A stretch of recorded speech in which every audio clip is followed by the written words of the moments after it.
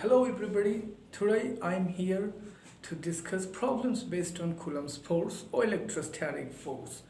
In my previous videos, I have discussed problems based on Coulomb's force and electrostatic force, but the charges involving in electrostatic forces there were discrete point charges, means both the charges are discrete point charges, so we can identify distance between them exactly, and they looks like as a point charge, not looks like, but they are point charges there. But today I'm going to discuss Coulomb's force between a continuous charge distribution, how a continuous charge distribution exerts force over a point charge by the help of Coulomb's force. We are going to find it. So today we have to follow the three steps again. First step was to identify, understand the question exactly what the problem is telling us. Go through that part. See, this is our problem here. Here it is a point charge, positive point charge having magnitude Q, and this is a line charge which is uniformly charged with lambda. This is a continuous charge distribution because why, this total charge is not in the form of a point charge, but it's in a form of a line charge, and linear charge density of this line charge is lambda.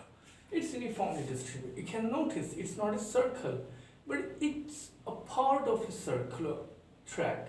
So if I increase this in this direction and this direction, it will form a circle. Then this is also radius, this is also radius, this is also, means plus q situated at the imaginary circle formed by this arc.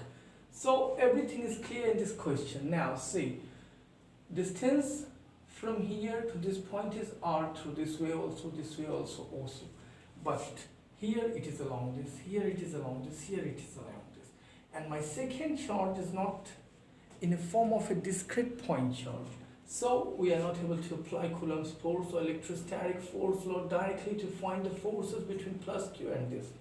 That's why we'll have to follow integral way. That is demonstrated here, and this is the final calculation to get the force. Now our second step to solve this question, that is qualitative analysis. What will be the qualitative analysis? See, within the qualitative analysis, this is my line charge having lambda, linear charge density. This is the point charge plus q situated here. Distance is r. I have taken this at a distance, at an angular distance theta from this. I have taken an infinitesimal small length of this line charge, that is dl, at a distance theta, and the thickness, angular thickness of this dl is d theta, mentioned here. Why I take a small infinitesimal length dl? I can apply Coulomb's law to find the forces between two charges in a static way. But this is a line charge, so I have to find out the point charge setup within this line charge. And this dl is so small that it behaves as a point charge here. Here is it visible in question or in solution, but in reality this is not visible. This is too small. This dl behaves as a point charge, and we can apply Coulomb's force law to this dl and this plus q to find the force between this segment. Further go on. This is at an angle theta. dl, this is positively charged line charge, so dl also have some of the positive charges. These two charges repel each other. Force at plus q is along df. Now I'll have to find this. My calculation, total charge in dl segment. dl is behaving like a point charge here. So charge in dl segment only this dl segment is lambda dl, because why, lambda is the linear charge density of this line charge setup. Lambda dl. Now force exerted by lambda dl, only this segment. We have to think this like this, lambda dl and q. Just we have to apply Coulomb's force. This lambda dl is behaving like a point charge here, and this positive q is here. So we can apply Coulomb's force here direct. That's why I've taken lambda dl here. Force exerted by lambda dl over plus q, that is this lambda dl and this Q, sorry, I'm missing this term here.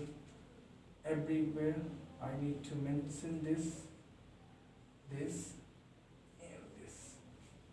Lambda dl is this charge, Q this charge, 4 pi epsilon naught, distance square r square. So this is the force exerted over plus Q by this lambda dl. That is this. I let it df. Direction of df is along this at point plus Q. This and this. These are vertically opposite angles. So these two angles are equal. See in the figure, these two angles are equal. Theta and theta. That's this. Now see here.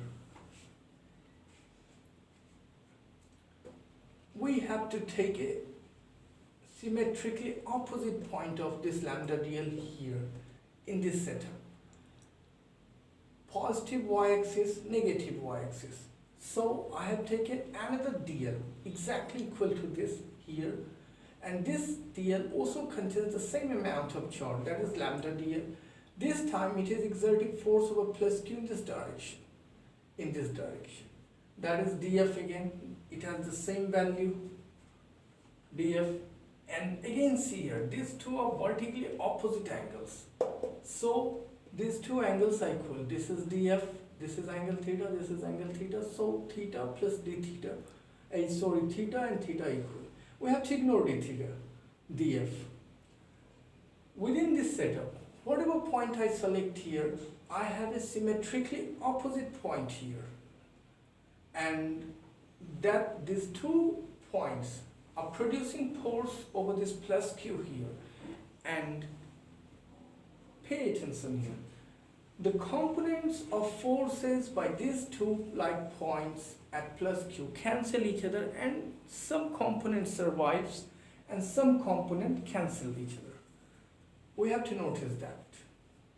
df angle theta, so it has df cos theta here, df sin theta here by this segment. By this segment df is here, df cos theta again here, df sin theta again here. So what are you noticing here? We are noticing here that df sin theta by these two like segments cancel each other. What survives? Only df cos theta survives. So wherever I can take dl, I get a symmetrically opposite point within the setup. And within this setup, only cos component of all the setup, all the dl segments survives and sine component cancels. So force exerted by this setup over this plus Q has always this segment survives, this component cancels. Sorry, this component survives, this component cancels out. Now see, for the total force exerted by the line charge on plus Q, we have analyzed here that df cos theta survives, df sin theta cancels. So we have to integrate only this term to get the total force over this. Q lambda dl by 4 pi epsilon naught r square cos theta. That is df cos theta is only going to integrate to get the total force here. 1 df cos theta by this segment. Similarly, all the segments have df cos theta aligned here. So I will have to integrate df cos theta here. What is the total angle? Max angle here, plus 60. Come in the question. This boundary has plus 60 degree. This boundary has minus 60 degree. Why minus? In clockwise direction, angle will be taken minus. In anti-clockwise direction, angle will be taken 60 degree. The integration sign is to fade. This. Yes. So, along anti-clockwise direction, we should take angle to be positive, and in clockwise direction should take angle to be negative. So my integration goes over minus 60 to plus 60 for the whole line charge. See this? Here, I need to resolve dl. Q lambda 4 pi epsilon naught r square are constant. Only cos theta and dl are variable. I need to resolve dl in terms of theta, and from here dl is this, d theta is this is r. So by the law, dl is equals to r d theta from the circular track law. Everyone is familiar with this law. I use this concept here. dl, this is r, this is d theta. I put that, r cancels, Now all the variables are within theta, so cos theta goes under integration of d theta, and this terms comes out. This will be cos theta becomes sin theta here plus 60 degree minus 60 degree after putting limit, and by solving this everyone knows that this will be our result, root 3 lambda cube and 4 pi epsilon naught half. My question has been solved. We get this. Suppose I tell you to increase this limit up to 90 degrees, so upper limit will be plus 90, lower limit will be minus 90, and you have to change your result. Whatever your result, that will be your force. Now do some the analytical calculation. This question has been solved. By this process we can find out whatever be our setup, we can find out that. And we use these results in our further problems directly so that we can consume our time. Now I'm doing some analysis. Can you pause it? Pause it now. Go now. See, we get the force by this line charge segment over this plus q, this value, root 3 lambda q by 4 pi epsilon naught r, and actually it is along this. So by the Newton's third law, each and every force has equal and opposite counterpart. If this plus q is experiencing a force in this direction by this line charge segment, then this line charge segment is also experiencing a force equal to this magnitude in this direction. So the force over this line charge segment by plus q is taken to be along this. By the Coulomb's law, the forces are equal along the line and they are opposite in direction. This. Now there's some more analysis here, that can we replace this line charge segment by sufficient amount of point charge which gives us equal value of force? Yes, we can do that. Let q be the value of point charge equivalent to the line charge. If I want to replace this line charge, which have linear charge density lambda, if I want to replace this by a suitable value of point charge here, that gives us exactly this amount of force. What will be value of that point charge which is equivalent to this line charge? Let that value will be q here. Now the force q and q, replacing this line charge, if I put a point charge here, that point charge exerts this amount of force over this q. So q by this r squared is equals to this amount of force, and I get the value q is equals to root 3 lambda r.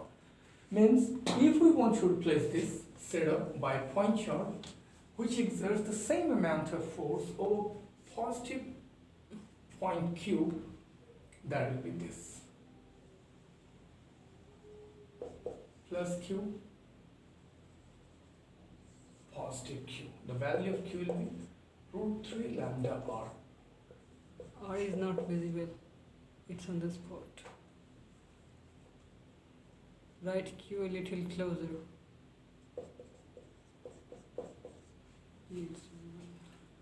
My question has been solved completely. We can find the force between a point charge and the line charge setup, and we can find the equivalent value of line charge setup which produces equal amount of force over this point charge, and that value is this. So we can apply this concept in next further videos, solving more electrostatic, line charge or continuous charge distribution problems. If anyone has any kinds of doubts in it, they can message me, they can contact me on my YouTube channel Physics Defines the World, on my Facebook, on my Instagram, and you can suggest my errors too, because I'm also a student. I can make mistakes also, so you can suggest my mistakes and improve me. And if you have any kind of problem in electrostatics, mechanics and quantum mechanics, you can contact with me to get help, and I'm happy to help you. Thanks for watching.